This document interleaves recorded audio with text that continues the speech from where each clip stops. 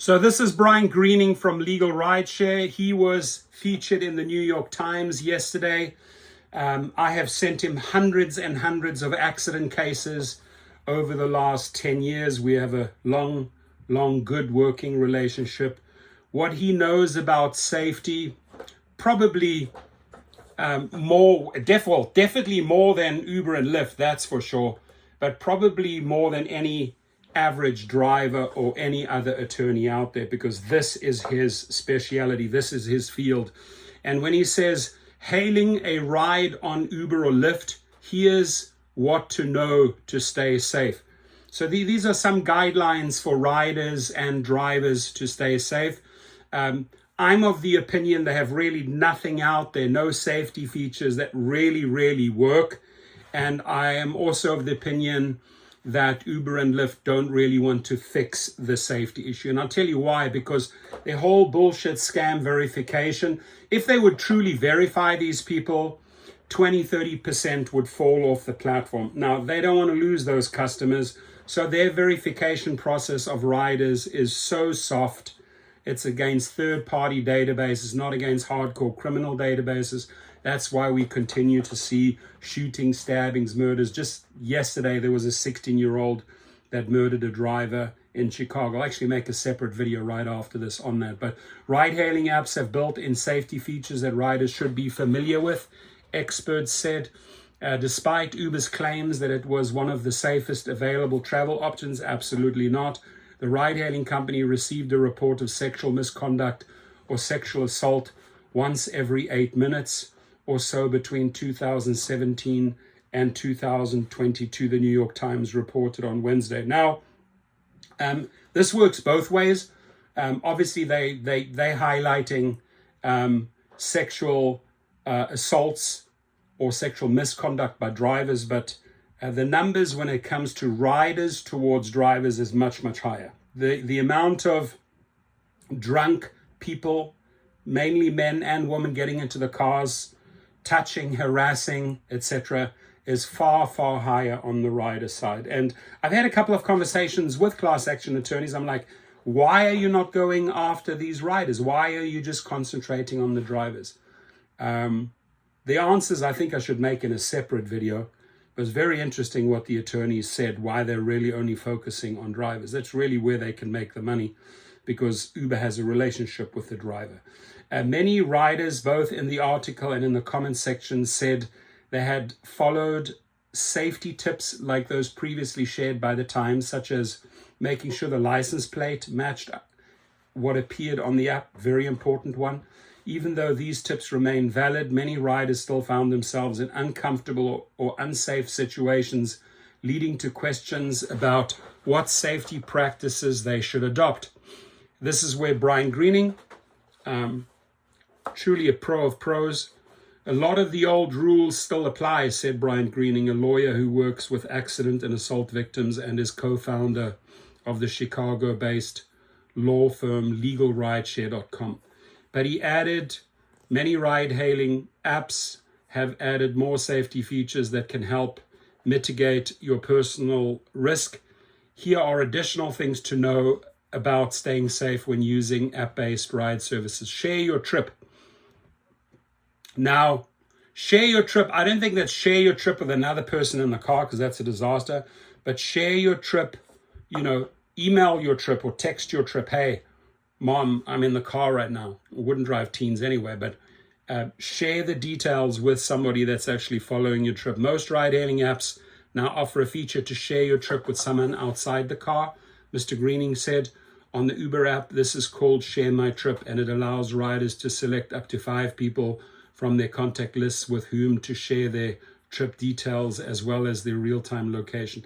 Now, I don't let my kids go in these Uber or Lyfts, but parents that do, make 100% sure your child shares the details with you and others, maybe with mom and dad and the uncle. If you're in a car with somebody who's giving you any sort of bad vibe and you make a casual comment saying, my wife is following the trip on the app, that's going to provide some level of deterrence, some level of accountability, Mr. Greening said, and he's absolutely right. According to a blog post by another personal injury law firm, It can also be a good idea to send a screenshot of your trip details to friends or family. That way, if a driver cancels your ride and the trip information disappears from the app, there is still a record. Familiarize yourself with the app. Many apps have built-in safety features and discreet ways to call for help, Mr. Greening said. Both Lyft and Uber have partnerships with the security company ADT.